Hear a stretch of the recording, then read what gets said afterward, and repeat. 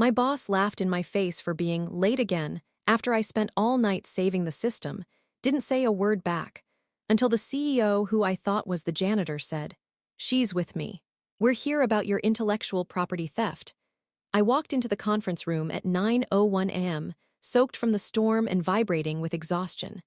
My badge beeped too loud in the silence, and everyone turned to stare. "Nice of you to join us, Iliora. Some of us like to start on time." My manager, Damon Reese, smirked, his perfect white shirt glowing under the LED lights. The laughter that followed sounded rehearsed. They loved moments like this, little humiliations that made them feel taller. I didn't answer. I didn't need to, because sitting at the end of the long glass table, in the chair reserved for the guest executive, was a man I'd seen before. Only last night, he'd been wearing coveralls and pushing a mop down the server room hallway. Now, in the daylight, his collar was crisp white. His hands rested quietly on the table. His eyes, the same sharp gray I'd seen in the reflection of the flickering UPS monitors, flicked up. "She's with me," he said, his voice quiet but final. The laughter stopped.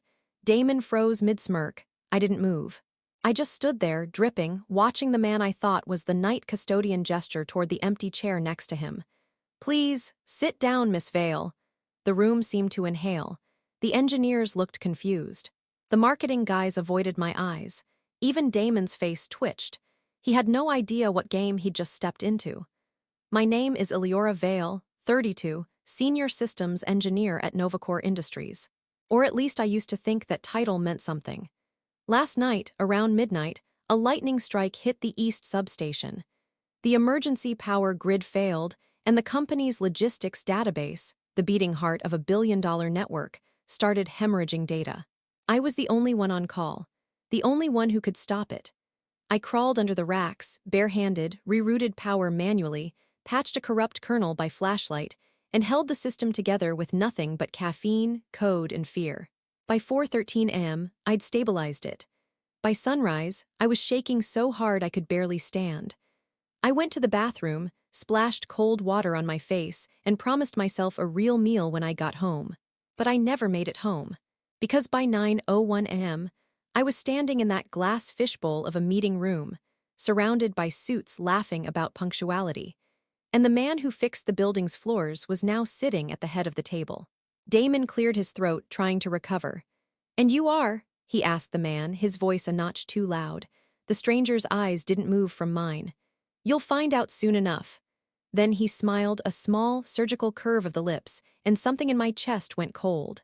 He knew everything, and I realized, right there, that my all-nighter had saved the company, but I might have just stepped into a war I didn't even know existed. The next minute, the door sealed with a hiss. The projector hummed to life. Damon's smirk returned weakly as the first slide of his storm response initiative appeared on screen. It was my architecture diagram, my code, my exact notes, and his name was plastered on top of it. I didn't breathe. But the man at the head of the table, the one who wasn't supposed to be here, was watching me. Not Damon, not the room, me. He leaned forward slightly, his voice quiet enough that only I heard it. "Let's see how he explains your work. I joined Novacore Industries 4 years ago, back when it still pretended to be a family. They said things like, 'We're innovators. We empower people.' All that fake TED Talk garbage that made the new hires clap. But I wasn't there for slogans. I was there because I was good. I built systems that didn't fail. I could read code like most people read text messages. The first week I joined, I found out who the real Novacore was. Damon Reese, my mentor. A man who never wrote a single line of code but somehow presented himself as the mind behind every project that succeeded. He had that politician's charm, the fake empathy, the mirror smile, the way he'd touch your shoulder when he was about to gut you. He used to say, "You're the brain, Vale, I'm the face. Together we're unstoppable." Translation: you do the work, I'll take the glory. And for a while, I let him. Because that's how you survive in places like Novacore. You keep your head down, keep your badge green, keep your mouth shut. Every paycheck is another reason to swallow your pride. Until I started noticing something. Every project I built, the database compression tool, the latency optimization patch, the load balancer I wrote from scratch, all of it started showing up in Damon's decks. And not just internally. I saw my work being demoed at conferences under his name. When I confronted him, he smiled and said, "It's not stealing, Iliora, it's representation. You're too valuable to waste time presenting slides." That was the first time I created a folder called Proof. Inside it, I stored everything: commit logs, timestamps, backup videos of server diagnostics, and every version control snapshot tagged under my ID. It started small, then it grew into something massive, like a habit, like a quiet addiction to evidence. Around that time, I met Mara, a data scientist from the analytics floor. She was different, sharp, cynical, and brutally honest. She'd survived 3 department restructures and had the scars to prove it. One night after drinks, she told me something I couldn't forget. "Novacore eats people like us," she said, stirring her whiskey. "We're the engine room. We keep it running, and the executives pretend they're driving." Then she leaned in. "You ever notice the janitors?" I laughed, thinking she was joking. She wasn't. "They don't rotate out like the others," she said quietly. "They don't gossip, don't chat, but they're everywhere. Late at night, early morning, always observing. You ever ask who hires them?" I hadn't. After that, I started paying attention. And that's when I noticed him, the older man in the gray maintenance uniform, always moving slowly, methodically. His name tag read Miles. He never looked at anyone directly, but when he passed through the server room, his gaze swept over the hardware like he could see through the walls. The first time we spoke was 3 months before the storm.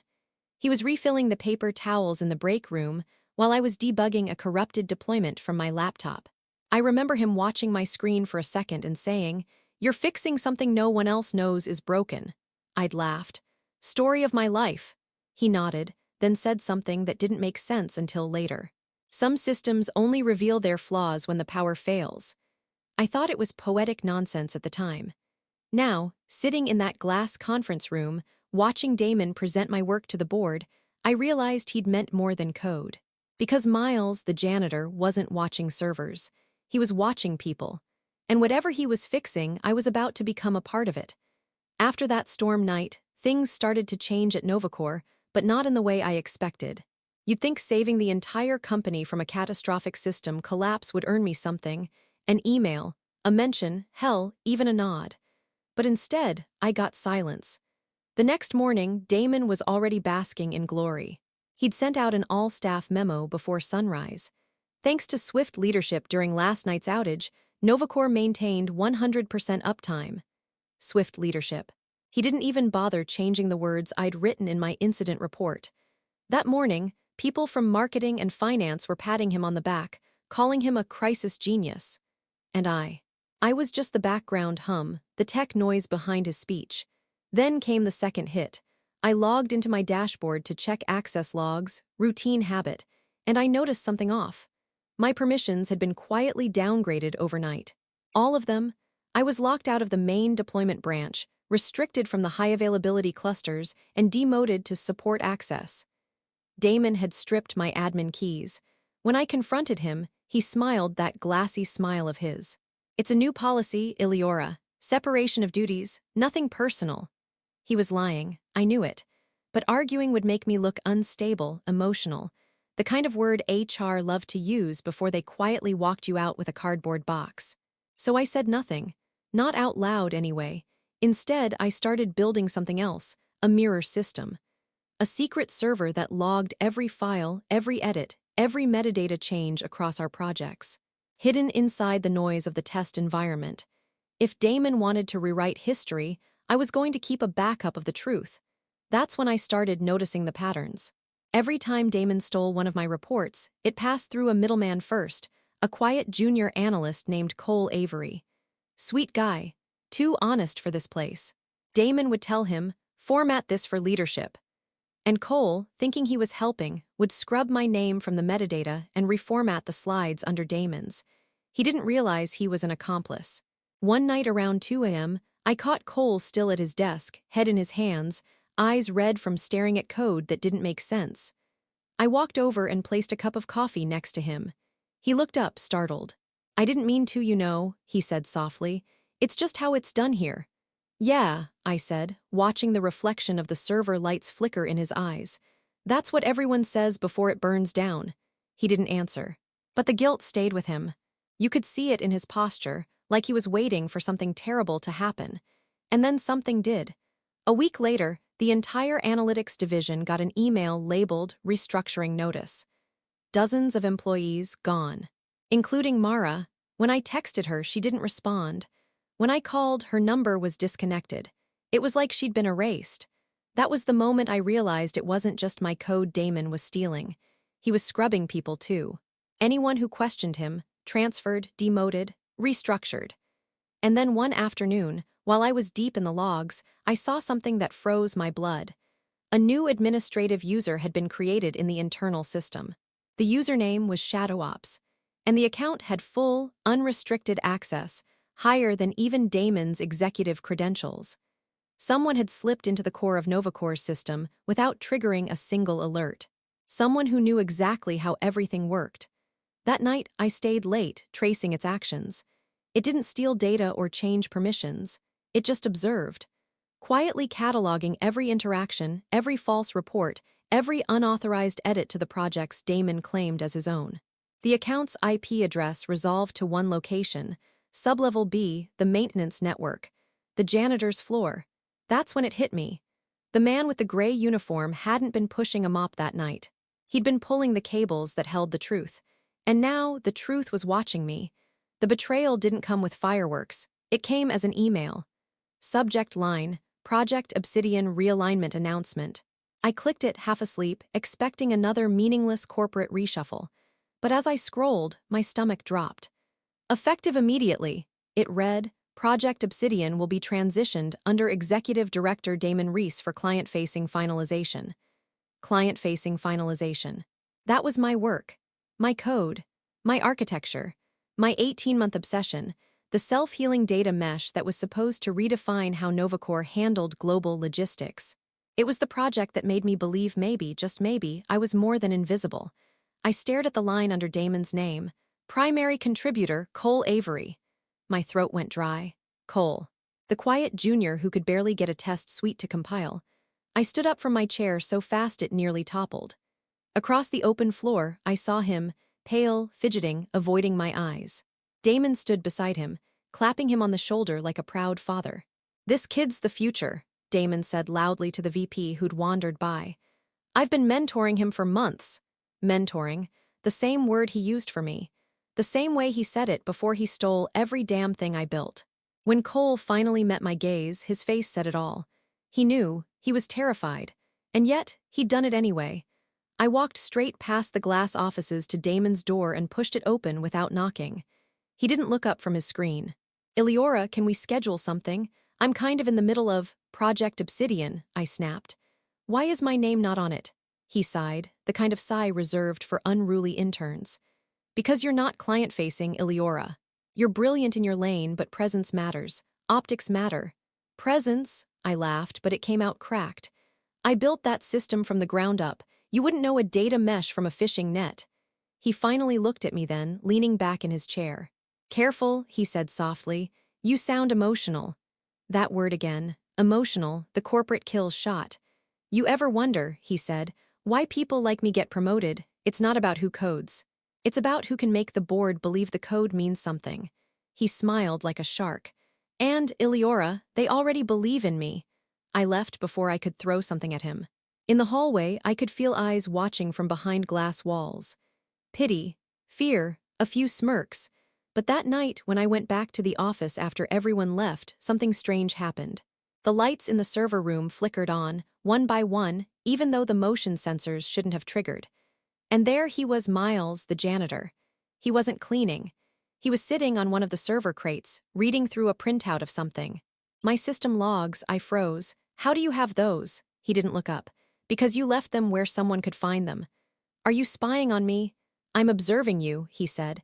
There's a difference. One is invasive. The other's necessary. He finally looked up.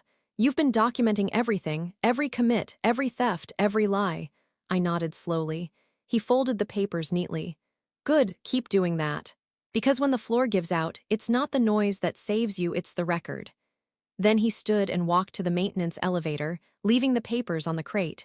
When the door closed, I picked them up. There was something new on top. A printed log entry I hadn't made. ShadowOps/04/11/12/action. Copied Project Obsidian presentation from D. Reese local drive. Archive secured. Someone had already stolen back my stolen work. For the first time, I realized I wasn't the only one keeping receipts. But I didn't know yet who ShadowOps really was or how far they'd go. That night, I stopped being the quiet engineer who fixed other people's messes. I became a problem worth fearing. The moment I saw that ShadowOps log with my project name on it, something in me clicked. Cold, calm, surgical. I wasn't just going to survive this. I was going to make Damon choke on the very system he'd built to erase me. I started with my receipts folder, the digital graveyard of every lie he'd told. But I wasn't hoarding evidence anymore. I was weaponizing it. I wrote scripts to cross-reference timestamps, commit authors, and Slack metadata. In 2 hours, I had a full reconstruction of every time Damon had stolen credit. He'd taken more than code, he'd rewritten the history of the department. Then I opened a blank document and started writing something I called Project Glass. It wasn't code. It was a plan. A precise sequence of events designed to let Damon hang himself with his own words. Here's how it would work. I'd bait him with a mistake, a fake technical proposal, something small but valuable enough for him to steal. Inside that document, I'd embed a digital watermark tied to my personal server. The moment he opened or forwarded it, I'd see exactly who received it and when. Then, at the executive strategy meeting on Friday, I'd leak the results, showing the stolen file's metadata live in front of the board. I didn't care if I got fired. I wanted him exposed. At 2:17 a.m., I sent the bait, a database indexing optimization draft labeled for internal review only. By 2:19, the tracker pinged. Forwarded to dreese@novacore.com. By 2:21, forwarded again to execstratgroup@novacore.com. He'd stolen it in 4 minutes flat. Perfect. As I was documenting the trace, my screen flickered, a single black terminal window opened on its own. No mouse, no keyboard input, just text. ShadowOps, don't delete the evidence. Me, who are you? ShadowOps. A janitor same as you. I froze. Then the window vanished. The next morning, I walked into work early. The office was half empty, the air thick with burnt coffee and corporate dread. Restructuring rumors were everywhere. At my desk sat a single object, a cup of coffee from the expensive cafe downstairs. Not the sludge we drank upstairs, this one smelled like cinnamon and warmth. Next to it, a folded maintenance slip with block handwriting. Keep your logs clean, see you Friday. I stared at the note until the caffeine went cold. By mid-morning, an urgent meeting invite landed in my inbox. 8:30 a.m. Friday, performance alignment review. Damon's name was on it. So was HR. 30 minutes before the executive strategy briefing. He was planning to fire me before presenting my stolen work to the board. I felt my heart rate slow instead of spike. He didn't know I had everything, the commit history, the tracker data, the metadata on every file he'd touched. And he definitely didn't know I had an ally sitting in the walls, one who saw through every access point in the building. That night, I stayed in the office long after everyone left. I encrypted the entire receipts folder, compressed it into a single drive, and labeled it Performance Review Data Zip. At 1:03 a.m., I got another ping. ShadowOps, room 4001, tomorrow. 9:01 a.m., that was the top floor executive level, the place I didn't have clearance for. I typed back. Why me? No response. Only one more line appeared before the terminal faded out. Because the truth needs someone who knows how to fix what's broken. The next morning, I printed every file, every log, every screenshot. I tucked the encrypted drive in my bag. If Damon wanted a performance review, he was about to get one. And this time, I wasn't coming alone. Friday morning, the building felt wrong. Too still, too quiet, the kind of silence that comes right before a system crash. I arrived at 7:40 a.m., half an hour before my performance review. The security guard at the lobby desk barely looked up, but when he scanned my badge, his eyes flickered. You've got executive clearance, he muttered, confused. That was impossible. My access ended at level 3, but the scanner light turned green anyway. I didn't say a word, I just walked through. By the time I reached the 39th floor, HR's level, I already knew something was off. The conference room door was locked, Inside, the lights were off. A canceled meeting notice hit my inbox seconds later. Due to an executive scheduling conflict, your review has been postponed. Damon wasn't copied. He still thought I was coming to be fired. I pressed the elevator button for the 40th floor, the executive suite. The panel blinked red for a moment, then turned green. When the doors opened, I stepped into a place I'd never seen before. No cubicles, no noise, just dark wood, soft light, and air that smelled faintly of sandalwood and ozone. The receptionist, a woman I'd only seen once during a company all-hands, looked up with a polite smile. "Good morning, Miss Vale, they're expecting you." I asked. She didn't answer. She just handed me a dark blue folder embossed with the Novacor crest and a black keycard with no name on it. Inside the folder was a single page. Executive briefing, 9 o'clock m, Room A attendance. Executive Board, Legal Counsel, Strategy Division Lead D. Reese, Systems Engineering E. Vale. My throat went dry. Damon had no idea I was on that list. I pushed open the frosted glass doors to Room A. It was huge, one long black table reflecting the skyline like a mirror. The city stretched beyond the windows, gray and endless. Every seat was filled except the head of the table. Damon was there wearing his promotion smile, a new nameplate in front of him that read VP, Strategic Transformation. When he saw me, his smile cracked. "What the hell are you doing here?" he hissed, half rising. Before I could answer, a voice came from the end of the room. "Sit down, Damon." The man at the head of the table had been there the whole time, silent, unreadable. He was wearing a dark navy suit. His hands rested calmly on a thin black folder. It was Miles, no mop, no janitor uniform, no pretense. He didn't even look at Damon. His eyes found mine. "She's with me," he said simply. Damon froze. The board members shifted in their seats. I could see it dawning on them, the recognition. Miles wasn't a janitor. He was Miles Adar, the founder of Novacor Industries. The man who'd vanished 20 years ago after selling his stake and retreating into private life. Rumor said he'd gone mad. Others said he'd been forced out. But he hadn't left. He'd been here, buried in plain sight, the building's ghost. And suddenly, everything made sense. The silent observation, the server-level access, the shadow ops account, the cryptic advice about leaks. He hadn't just been watching the company. He'd been testing it. Testing me. "Miss Vale," he said, his voice even quiet. "Thank you for arriving early." He turned to the rest of the room. "Let's begin." I barely heard the rest. My heart was pounding so hard it felt like the floor was shaking. Miles Adar, the invisible man who mopped the halls, was about to burn the empire he'd built. And I was sitting right next to him. Damon looked around, pale, eyes darting between us. He opened his mouth to speak, but Miles lifted a hand, just one, slow gesture, and the entire room fell silent. Then, in that voice that somehow sounded both weary and razor-sharp, he said, "We've been running an experiment to see how Novacor functions when leadership is absent. What we found," he paused, looked directly at Damon, "is rot." The word rot hung in the air like smoke. No one spoke. Even Damon, who usually couldn't survive 5 seconds of silence without filling it with buzzwords, sat frozen, color draining from his face. Miles stood, buttoning his jacket with that slow, deliberate calm of someone who already knew how the next hour would end. He walked toward the panoramic window, staring down at the city, 39 floors of polished glass and invisible people. "When I built Novacor," he began quietly, "I thought the system would protect itself. I thought competence would rise, that truth would be its own defense. But systems rot the same way machines do, not from failure, from comfort." No one dared breathe. He turned back toward us, his eyes sweeping over the table, the executives, the VPs, the legal counsel. And then he pointed directly at Damon.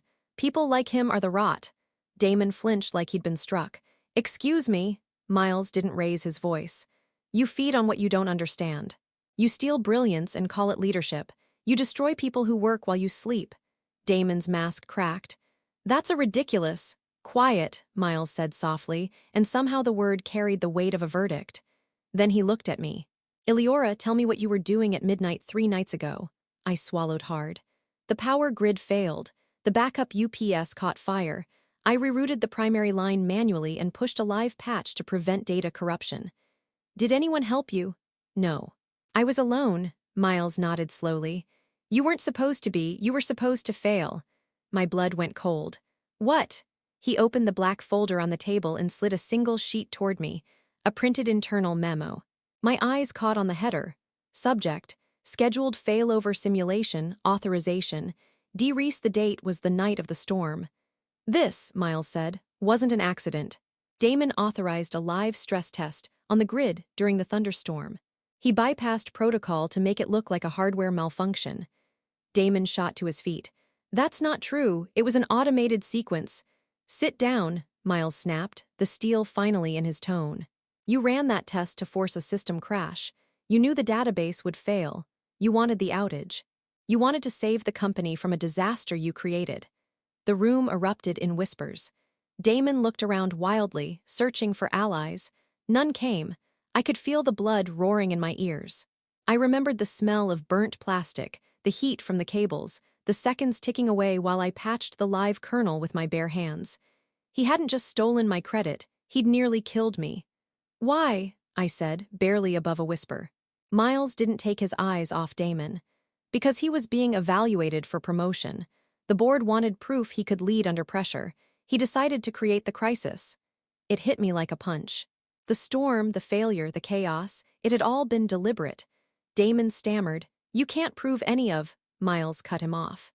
You didn't count on the janitor watching you. You didn't count on the founder living in his own building. You didn't count on someone like Eliora logging everything. He turned to the board members. That's why I came back, to see what happens when vision turns into vanity, when the people at the top forget the hands that built the system. He leaned forward, both hands on the table, his voice low and precise. You wanted a hero narrative, Damon, so you manufactured a fire for yourself to put out. You risked the company's infrastructure and an employee's life to feed your hunger for praise. Damon's voice broke. I didn't know she was in the building. You didn't care who was in the building, Miles said. You only cared that the lights would go out on your schedule. I stared at him, my chest tight, the truth twisting deeper with every word. I'd thought Damon's theft was greed. It wasn't. It was cruelty, calculated and cold. Miles straightened and turned to me. Now you understand why I stayed, why I let the building rot from the inside instead of saving it right away. He gestured to the glass walls, the city beyond. This company needed to show me what it became without its founder. What kind of people rose to power when no one was watching? He paused. His eyes softened just slightly when they met mine. And it needed someone honest enough to log the corruption. The room was silent again. No one looked at Damon. He sat down slowly, staring at his own trembling hands. Miles nodded once, almost to himself. The system has revealed its flaw. Now we fix it. Then he turned to me. You still have your drive, don't you? I reached into my bag and placed the small encrypted device on the table. Miles smiled faintly. Good, let's begin the cleanup. When Miles said cleanup, I thought he meant metaphorically. He didn't. He turned toward me, palm up. Plug it in. My hands were shaking as I slid the encrypted drive into the console built into the table. The small blue light blinked, steady and slow, like a heartbeat. Miles looked at me once, then at the board. This drive contains every log, every commit, every message, and every falsified report made by Mr. Reese and his division. Damon's voice cracked. You can't use that, it's private data. Miles didn't even blink. So were the payroll records you altered, the credit transfers, the falsified metrics. My screen came to life, filling with file trees and terminal windows, my code, my notes, my screenshots, all unfolding across the wall of glass behind him. Exhibit A, Miles said calmly. Obsidian Project Revision History. A side-by-side comparison filled the screen, my original architecture and Damon's so-called client deck. 91% identical. Only the headers were changed. Miles spoke like an executioner reading charges. Exhibit B, the failover authorization signed by D. Reese, issued the night of the storm. Exhibit C. Financial variance reports showing bonus projections tied to the outage response. Every slide landed like a hammer. Every secret Damon had buried under smiles and buzzwords was being dragged into the light. Then Miles stopped. He turned to me. Your turn, my throat tightened. My turn. This started with your work, he said. It should end with your words. I stood up. The whole room, the board, the lawyers, the VPs turned toward me. For years I'd been invisible. Now, for the first time, every pair of eyes in that company was fixed on me. I didn't give them a speech. I gave them facts. I saved Novacor $3 million that night. I worked alone for 7 hours while your golden boy slept through every pager alert. And when I walked in the next morning, he mocked me for being late. The silence was thick enough to taste. I leaned forward. You want to talk about leadership? Leadership isn't making fires to prove you can hold a hose. Leadership is staying when the building's burning because someone has to keep the system alive. No one moved. No one breathed. Even Miles looked almost human for a second. He nodded once. Well said. Then he faced the board. Effective immediately, Mr. Reese's employment is terminated for cause. Legal proceedings for internal fraud will begin this afternoon. Two men in dark suits appeared at the door, quiet, expressionless. Damon tried to protest, but his words broke apart before they reached air. He was done. As they escorted him out, I watched him glance at me, not with anger, not even with fear, but with disbelief. Like he'd finally realized the people he thought were beneath him were the ones who kept the entire machine running. When the doors shut, Miles signed 2 documents on heavy cream-colored paper and slid one toward me. It was a promotion letter, Interim Chief Systems Officer. Below it, a note written in his own hand, "You kept the lights on. Now keep them honest." I sat back down. The board filed out, whispering, stunned. The air felt thin, cleaned out. Miles lingered by the window. The people who build, he said quietly, rarely get applause. But they decide if the world keeps running. He picked up a mug from the table, the one he'd placed there earlier, and slid it toward me. The smell hit me before the warmth did, coffee and cinnamon. It almost broke me. I took a sip. It burned, but it was real. Down below, through the glass, I could see the servers, rows and rows of humming blue light, the city's nervous system pulsing steady and true. For the first time, it didn't sound like noise. It sounded like balance. I opened my laptop, deleted the proof folder, and created a new one. Title: Integrity Protocols Phase 1. Because revenge wasn't just about making Damon fall. It was about making sure no one like him could ever rise again. Miles gave me one last look before walking out. "You fix systems, Miss Vale. Start with this one."